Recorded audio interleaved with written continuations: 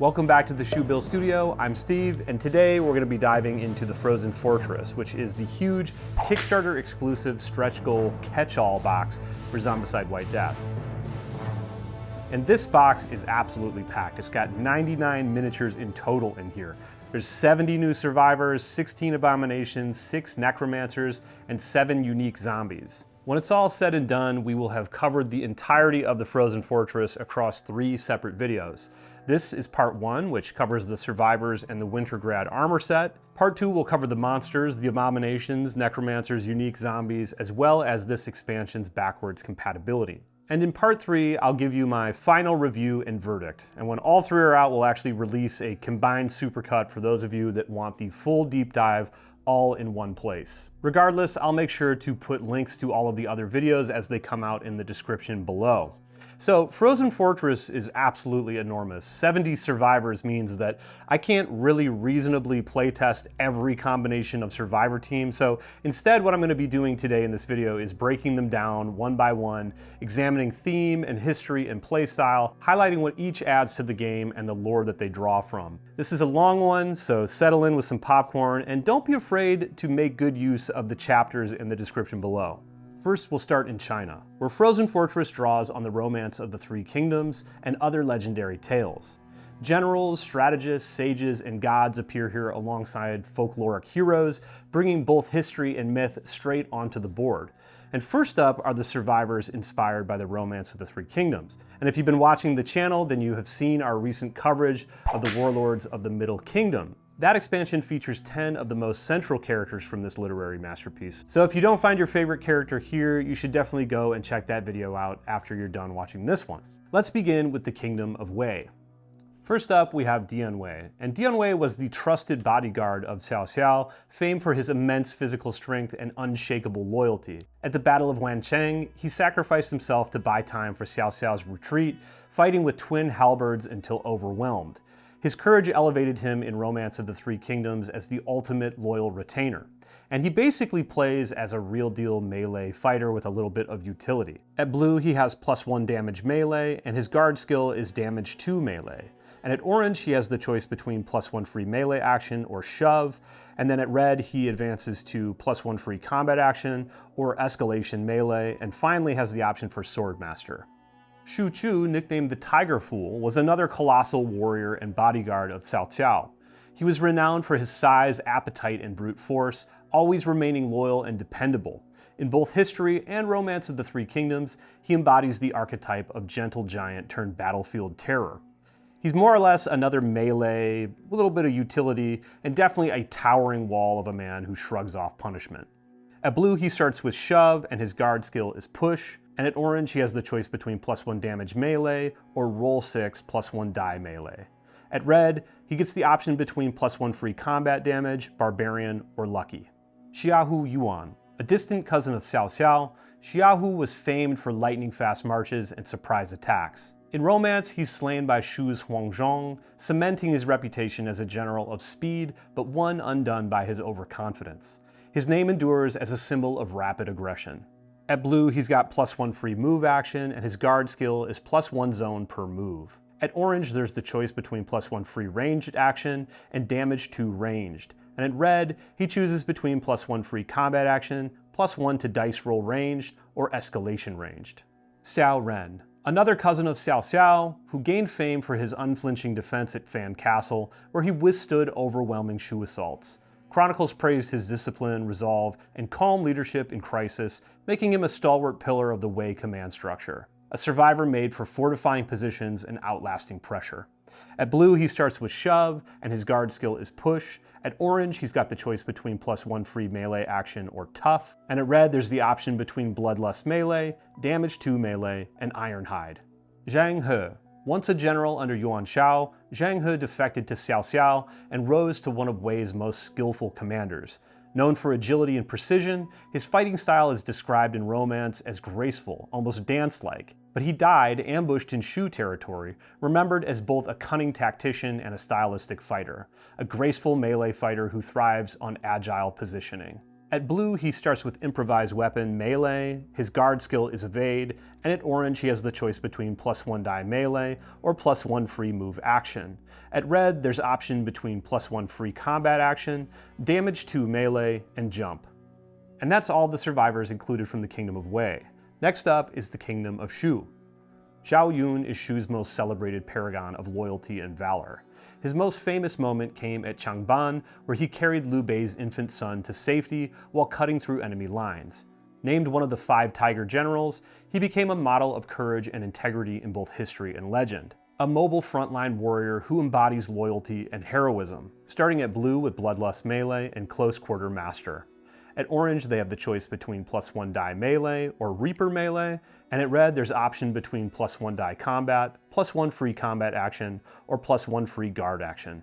Ma Chao, nicknamed Ma the Splendid for his striking looks and armor, Ma Chao was a fiery cavalry commander. His loyalties shifted from Wei to Shu during the Three Kingdoms conflict after the execution of his father and brothers.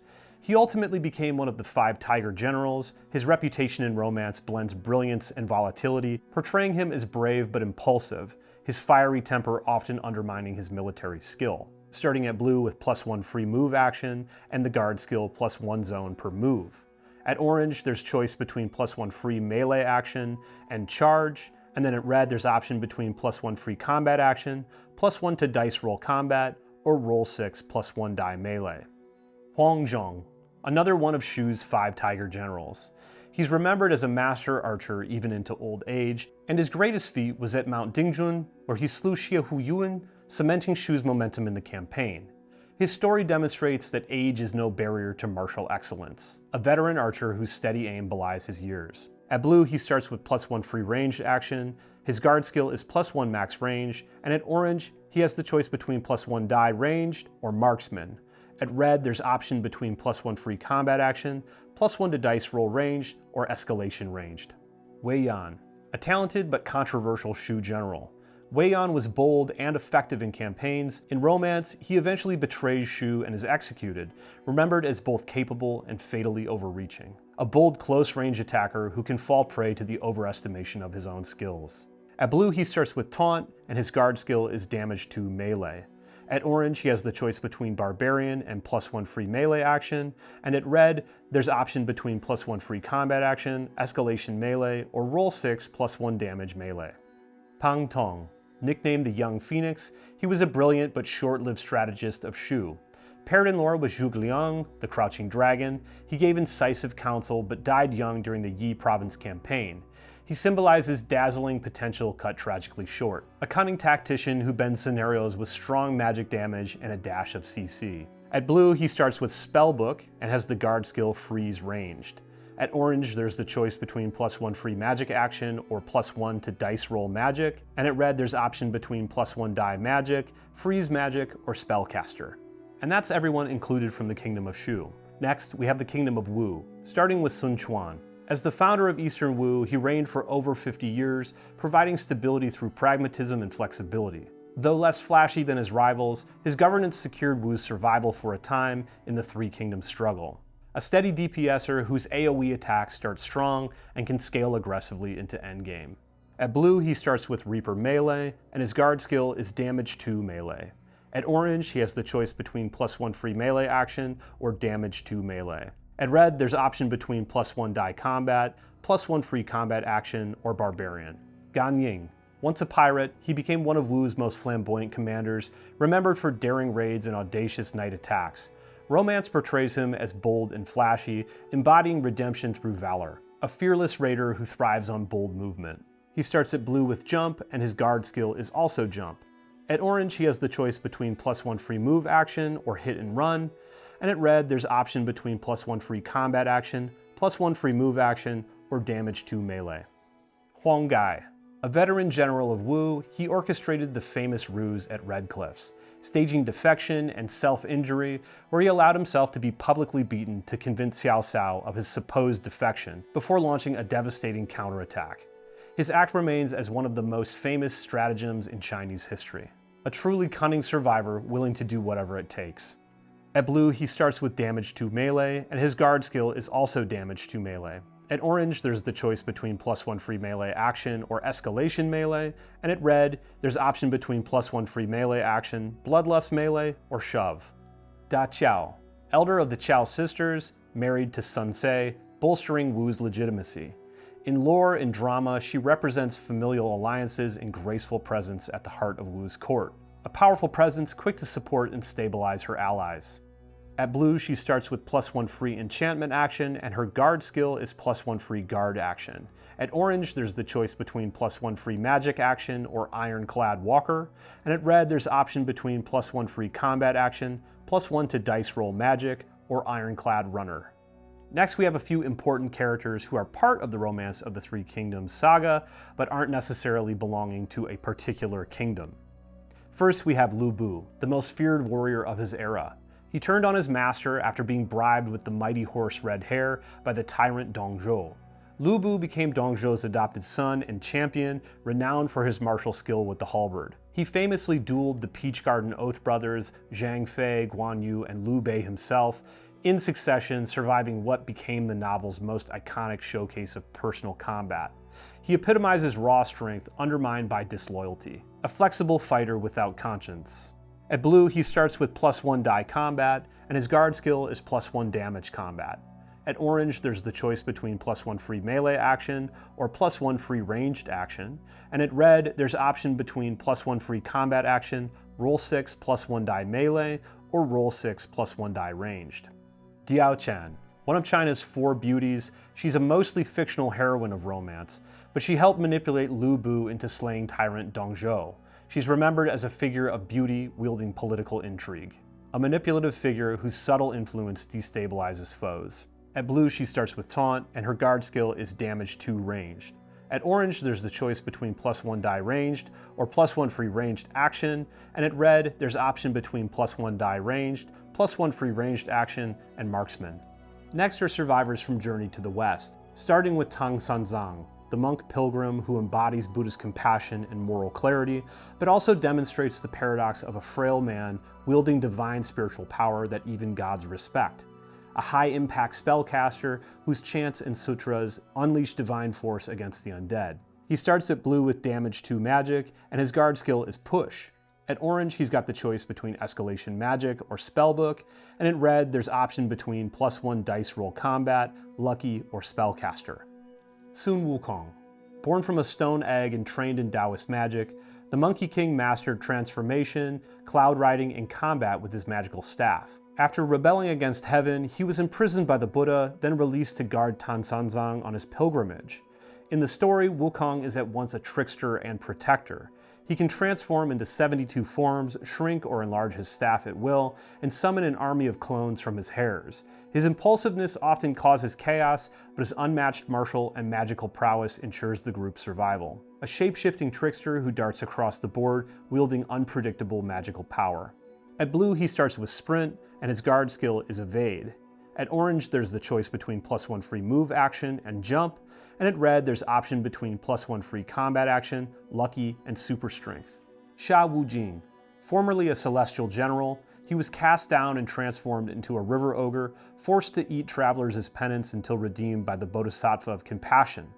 In the Journey to the West, he serves as the quiet backbone of Tang Sanzang's disciples, and he's the equipment bearer, the steady fighter, and the one who endures hardship without complaint. He ensures the quest succeeds by doing the essential, unglamorous work, holding weapons, shouldering burdens, and stepping in as a dependable combatant when needed. A steady, flexible DPS survivor who balances melee combat and carrying gear and light enchantment support. At blue, he starts with Horde, and his guard skill is Push. At orange, there's the choice between +1 free melee action or +1 free move action. And at red, there's option between +1 free combat action, +1 free enchantment action, or bloodlust melee. The next group consists of a variety of Chinese legends and sages. The first of which, Hua Mulan. The heroine of the Ballad of Mulan, she disguised herself as a man to take her father's place in the army, and her story embodies filial piety, patriotism, and female bravery, retold through centuries of opera and folklore. A devoted warrior who channels her duty into strength for herself and her companions. At blue, she starts with jump, and her guard skill is lucky. At orange, there's the choice between +1 free melee action or +1 free move action, and at red, there's option between +1 free melee action, +1 free move action, or +1 free ranged action. Shi Saihua, the matriarch of the Yang family, remembered as both a commander and mother. In tales, she epitomizes loyalty to family and state. A battle mother whose wisdom and authority turn family loyalty into battlefield resolve. Starting at blue with +1 die magic, and the guard skill +1 free guard action. At orange, there's choice between roll 6 +1 die magic or spellcaster, and at red, there's option between +1 free magic action, +1 to dice roll magic, or hit and run. Mu Guiying, a heroine of the Yang family sagas, she married a descendant of Shi Saihua, remembered for martial prowess and brilliant strategy, one of the most famous female generals in Chinese literature, and a favorite in Chinese opera. She represents courage and ingenuity. A brilliant heroine who wields both blade and stratagem to steer her allies to victory. She starts at blue with +1 free melee action, and her guard skill is push. At orange, there's the choice between +1 free magic action or +1 free melee action, and at red, there's option between +1 die combat, +1 free combat action, or +1 to dice roll combat. Na-za, a Taoist child god of protection. They're depicted riding fire wheels, wielding a spear and cosmic ring. Their stories emphasize rebellion, death, and rebirth, as well as the guardianship of the innocent. A fiery young god whose restless energy transforms the chaos of battle into dazzling strikes of justice. At blue, they start with jump, and their guard action is also jump. At orange, there's the choice between +1 free melee action, +1 to dice roll range, and at red, there's option between +1 die combat, +1 free combat action, or +1 free move action. Jade Empress, a fictional character inspired by the Jade Emperor, who is the supreme ruler of heaven in Taoist cosmology. She symbolizes celestial order in this adaptation. A celestial ruler whose all-seeing gaze lends great support early on and has strength to transition to a damage dealer in endgame. At blue, she starts with +1 free search action, and her guard skill is freeze melee. At orange, there's the choice between +1 dice roll melee or horde, and at red, there's option between +1 free combat action, +1 die combat, or +1 free move action. Cai Xinye, god of wealth, one of the most worshipped deities in Chinese folk religion. Invoked during the Lunar New Year for prosperity, he embodies abundance and luck. An early game utility who can make the most of what they have at hand. At blue, they start with can search more than once, and their guard skill is lucky. At orange, they've got the choice between +1 free magic action or is that all you've got? And at red, they have option between +1 free magic action, escalation magic, and horde.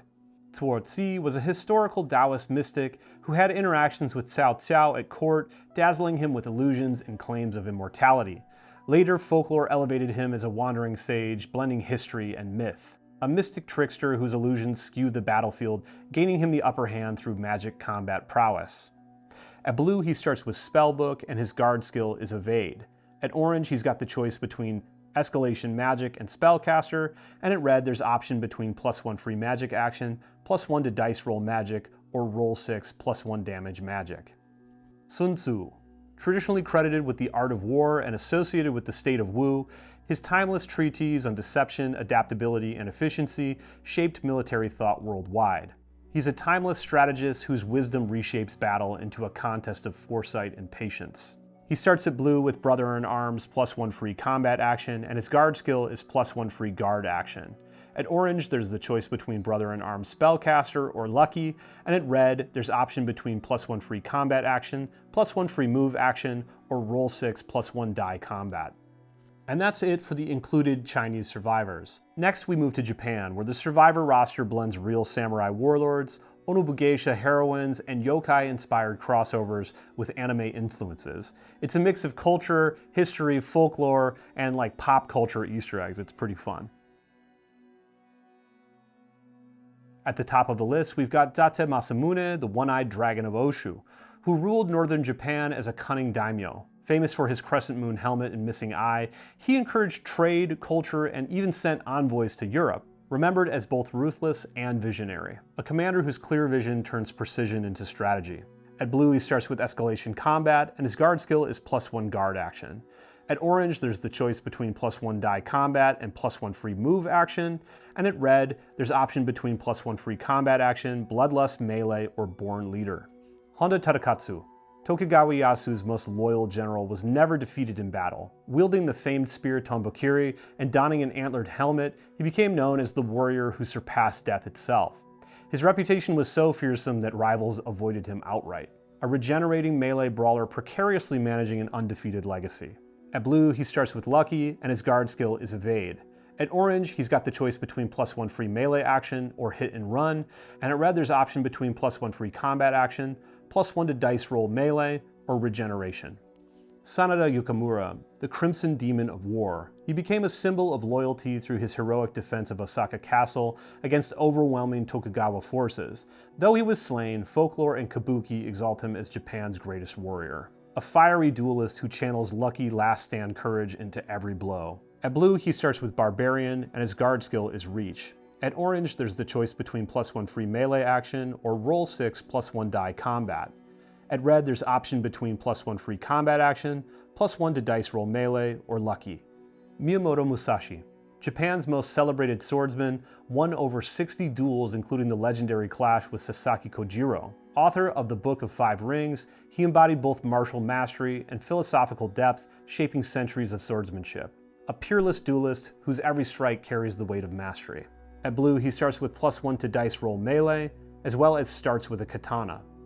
At orange, there's a choice between +1 free melee action and Lucky, and at red, there's option between +1 free melee action, +1 to dice roll melee, and hit and run.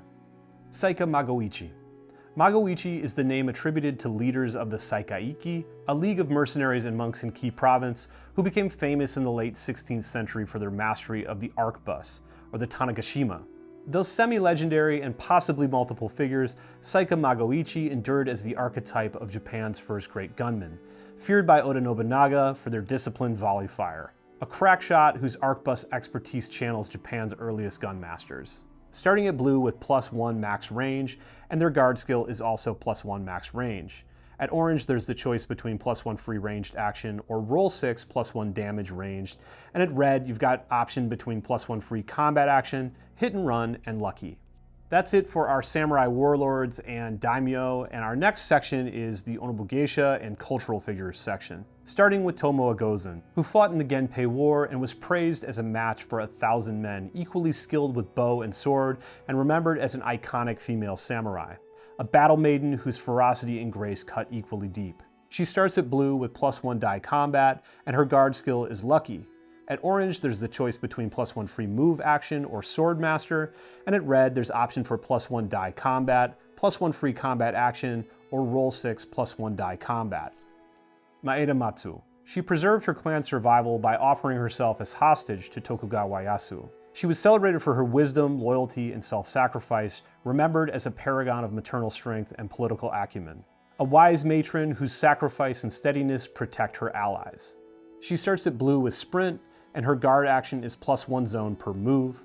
At orange, she has the choice between +1 free melee action and spellcaster, and at red, there's option between +1 die combat, +1 free combat action, or spellbook. Komatsu Hime, the daughter of Handa Tadakatsu, who's famed for blocking her father-in-law Sanada Masayuki's entry into her castle after he defected, she chose loyalty to Tokugawa above family ties. A vigilant defender whose duty-driven resolve sharpens her aim. At blue, she starts with freeze ranged and has the guard skill +1 max range. At orange, there's the option between +1 free ranged action or +1 max range, and at red, there's option between +1 die ranged, +1 free ranged action, or escalation ranged. Ohuri Tsuruhime was a teenage shrine maiden who took up arms to defend her island from an invading clan. Claiming visions from Hachiman, she donned armor and led forces before dying in battle at age 17. At blue, she starts with Reaper ranged, and her guard skill is +1 max range. At orange, there's the choice between +1 to dice roll ranged or escalation ranged. And at red, there's option between +1 free combat action, +1 free move action, or Lucky. Usugi Aya, sister of warlord Usugi Kenshin, who became a political matriarch and was revered for stabilizing her clan during turbulent successions. She embodied the vital strength of women in the Sengoku period of Japan. A matron of quiet influence whose subtle authority steadied her party. Starting at blue with Spellbook, and her guard skill is Push. At orange, there's the choice between +1 die magic or spellcaster, and at red, there's option between +1 free combat action, damage 2 magic, or double casting. Kodain, a wife of Toyotomi Hideyoshi, who was celebrated for her loyalty. Later, she became a nun, and she founded Buddhist temples and was remembered for grace, dignity, and stabilizing influence. A gracious woman whose quiet orders rippled through the empire.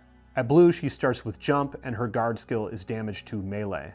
At orange, there's the choice between Born Leader or damage 2 melee, and at red, there's option between +1 free melee action, +1 to dice roll melee, or escalation melee.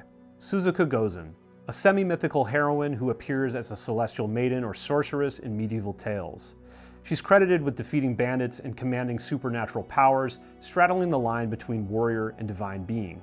A warrior sorceress whose beauty and power blur mortal and divine. At blue, she starts with Slippery and the guard skill Evade. At orange, there's the choice between +1 free move action or Reaper melee, and at red, there's the option between +1 free combat action, +1 zone per move, or Spellcaster. Okuni. Izumo no Okuni founded Kabuki theater, blending satire, dance, and bold performance. Her cultural reinvention shaped Japanese popular arts for centuries, making her a symbol of creativity and disruption. A performer whose inventive flair inspires allies and unsettles foes. At blue, she starts with Slippery, and her guard action is +1 free guard action.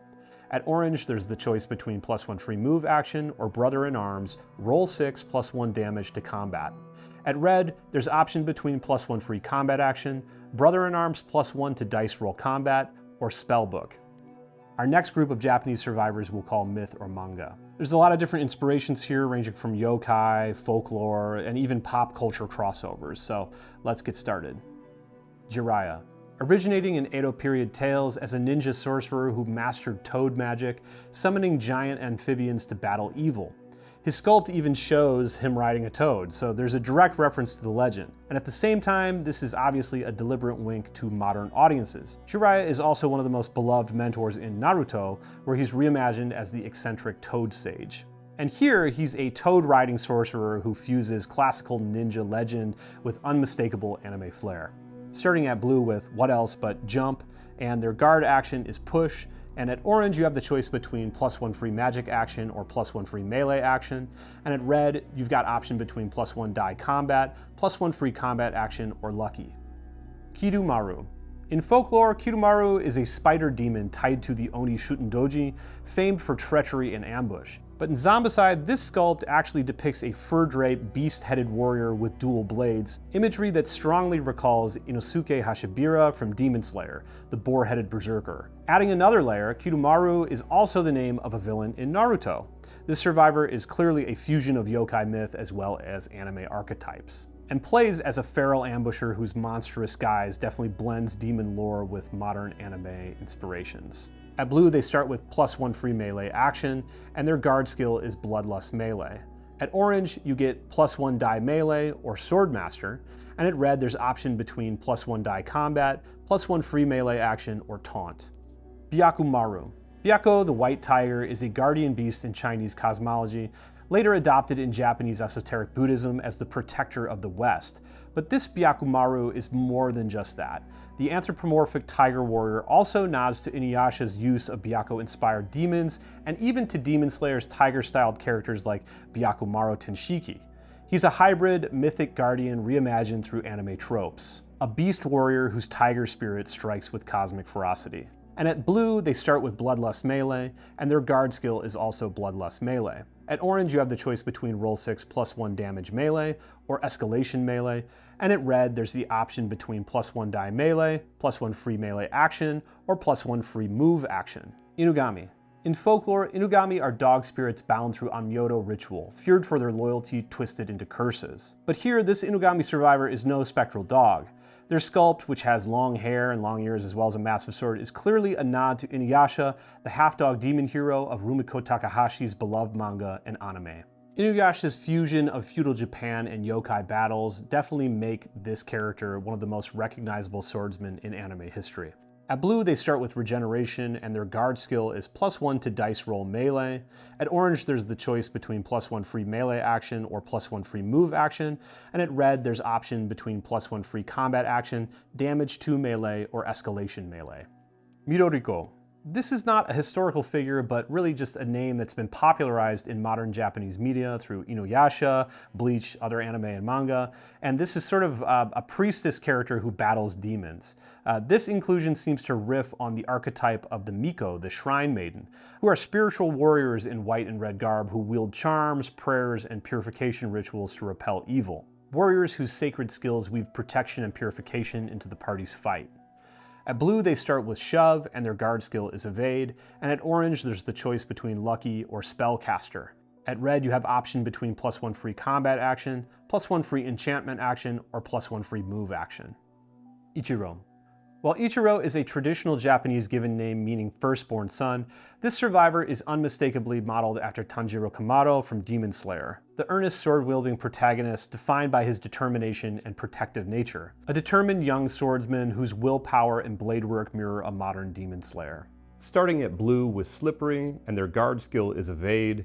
At orange, there's the choice between +1 to dice roll melee or +1 free move action, and then at red, there's option between +1 die combat, +1 free combat action, or +1 free move action.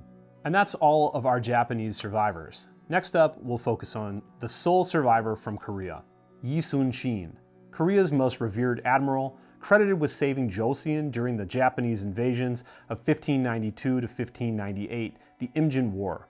Despite repeated setbacks, political enemies, and limited resources, he masterminds stunning victories against what seemed like unsurmountable odds. Yi is most famous for deploying the Turtle Ship, an armored warship that became a national symbol. His combination of tactical brilliance, innovation, and resilience has made him a cultural hero, often compared to Nelson in Britain. A naval commander whose precision and foresight yields decisive victories. At blue, you start with Tough, and their guard skill is Damage 2 ranged. At orange, you have the choice between Hit and Run or Roll 6 +1 damage melee. At red, there's option between +1 free combat action, Brother in Arms, Ironclad Abomination, or Born Leader. Our next region is Mongolia, represented by who else but Genghis Khan. Genghis rose from exile to unite the Mongol tribes and create the largest contiguous empire in history. His cavalry armies redefined steppe warfare through speed, discipline, and innovative tactics like feigned retreats and composite bows. While remembered as a ruthless conqueror whose campaigns devastated populations, he also instituted laws, encouraged trade, and ensured religious tolerance across his empire. His legacy remains complex. He was both an archetypal world conqueror and a state builder who reshaped Eurasia. Starting at blue with Born Leader, and his guard skill is +1 free guard action. At orange, you have the choice between +1 free move action or Bloodlust melee, and at red, there's option between +1 free melee action, +1 free move action, or +1 free ranged action. Our next region is the Philippines, represented by Lapu-Lapu, who was a Datu chieftain of Mactan who resisted Spanish colonization. When Ferdinand Magellan attempted to subjugate the island in 1521, Lapu-Lapu's warriors met the invaders in open combat at the Battle of Mactan, where Magellan himself was killed. This event made Lapu-Lapu the first Filipino hero to repel European conquest, and he's celebrated today as a symbol of independence and defiance, with statues and monuments across the Philippines in his honor. A true warrior chief whose defiance and resilience shield his allies against overwhelming odds.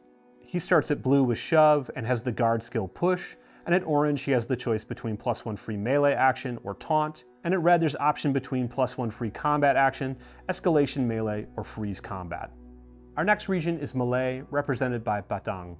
As a legendary hero of Malay folklore, this fisherman gained supernatural strength after freeing a river spirit. Granted the ability to lift boulders and uproot trees, Batang performed many feats of might for his king, including hurling massive stones as tests of his power. His story celebrates the transformation of humility and hard labor into greatness through magical blessing. A folk strongman whose enchanted strength turns raw effort into legendary feats. He starts at blue with super strength, and his guard skill is Damage 2 melee.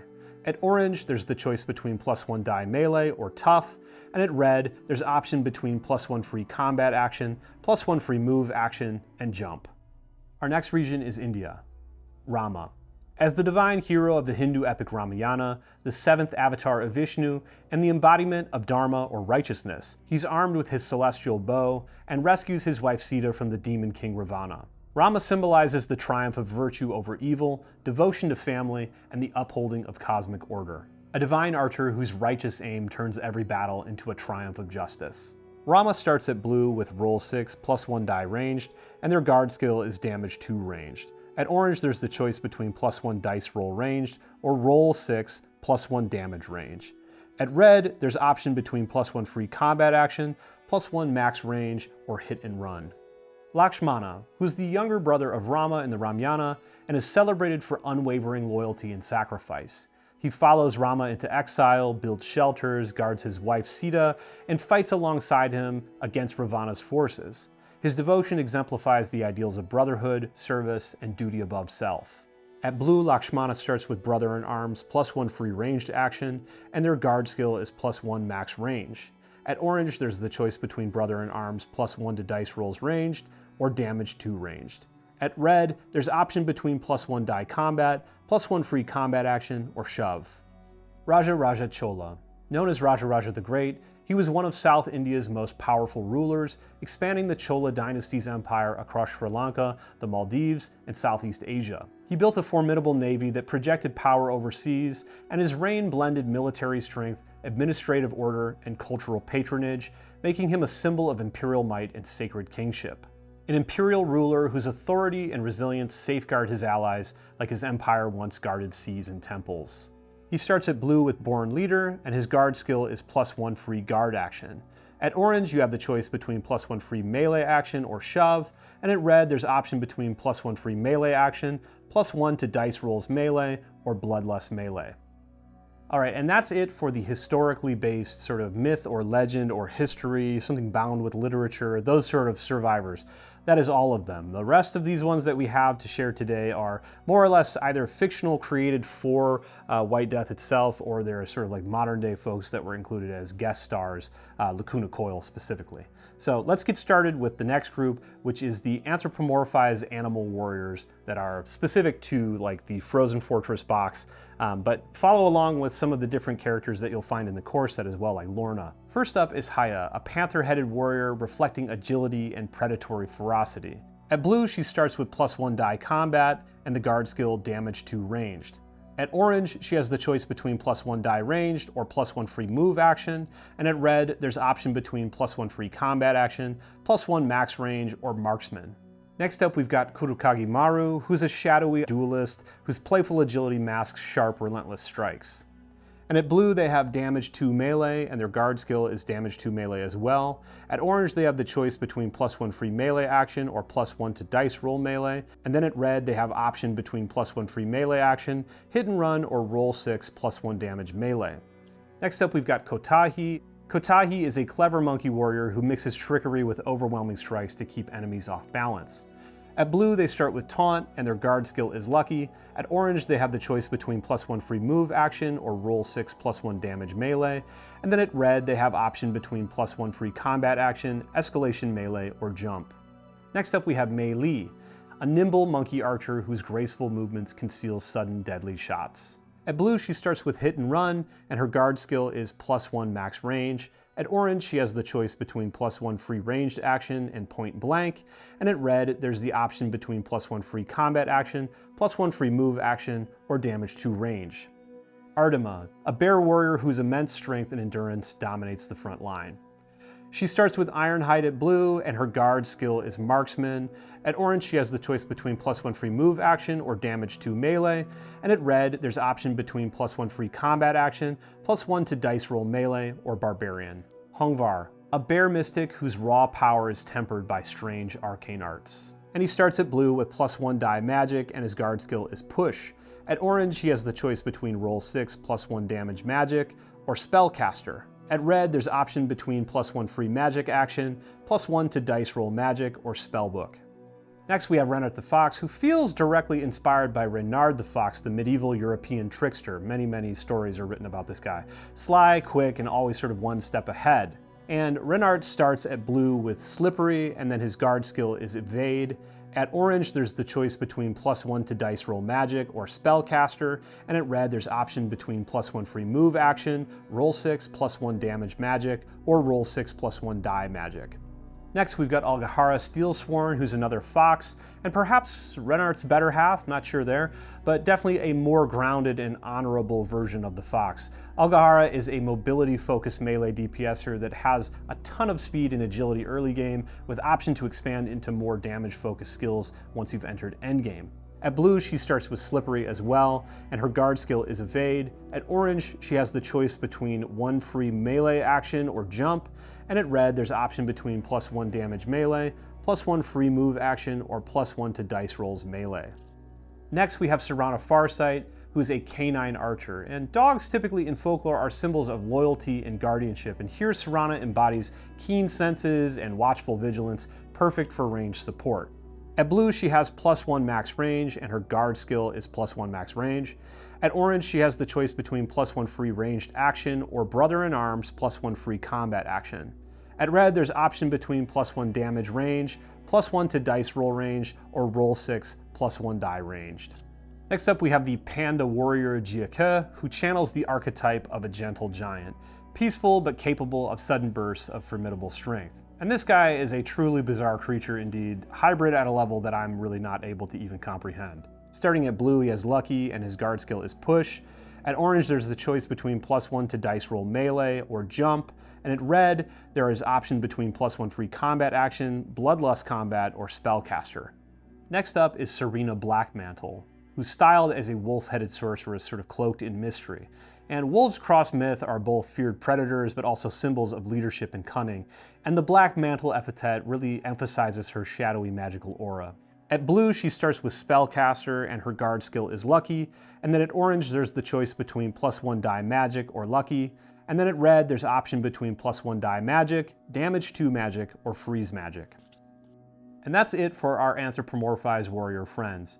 But Frozen Fortress also brings in lots of real-world crossover content as well, such as Lacuna Coil, who's the Italian Gothic metal band. And they appear here as playable survivors, each designed to sort of echo their stage persona in Zombicide form. But also, just sort of some interesting information, the band actually wrote the song Never Dawn for the White Death Kickstarter campaign, and the lyrics are like about a fierce survival journey that occurs in a grotesque frozen land, obviously a direct tie to White Death's theming. But first off, our very first hero from Lacuna Coil is Cristina Scabbia. She's the co-lead vocalist of Lacuna Coil and the band's most iconic figure. Since the 1990s, she's defined their gothic metal sound with soaring, ethereal vocals, becoming one of the most recognizable female voices in metal. Beyond the band, she gained mainstream recognition as a coach on The Voice Italy in 2013. She starts at blue with Spellcaster, and at orange has the choice between +1 die magic or +1 free magic action. And at red, there's option between +1 die combat, +1 free combat action, or marksman. Next up is Andrea Ferro, who's Lacuna Coil's co-founder and co-lead vocalist, pairing Christina's melodic voice with his harsher growls and stirring stage presence. As a founding member, he's carried the band's vision from underground beginnings to international acclaim. At blue, he starts with +1 die melee and the guard skill +1 free guard action. And at orange, you have the choice between +1 die melee or taunt. At red, there's option between +1 die combat, +1 free melee action, or roll 6 +1 die melee. Next up, we have Marco, or Maki, Codizolati. And Maki is Lacuna Coil's bassist and primary songwriter. He not only anchors with heavy riffs, but also shapes their creative direction, handling much of the band's artwork and imagery.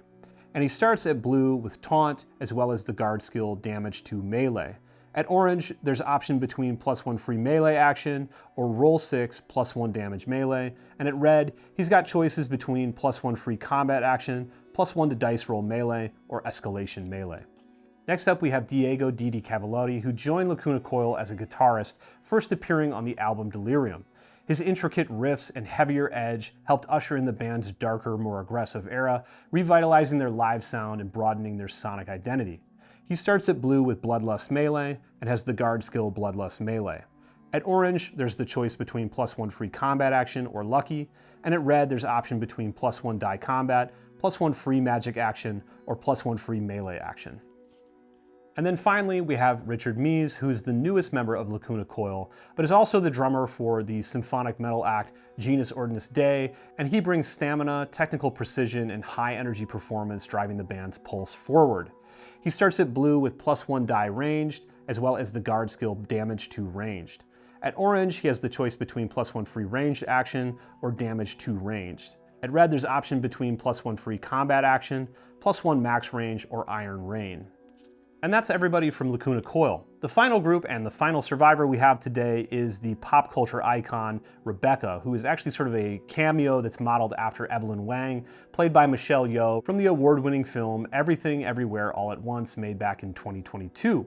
Now, Evelyn is an ordinary laundromat owner who, through multiverse chaos, becomes a reluctant savior. It's a story of adaptability, perseverance, and unexpected strength.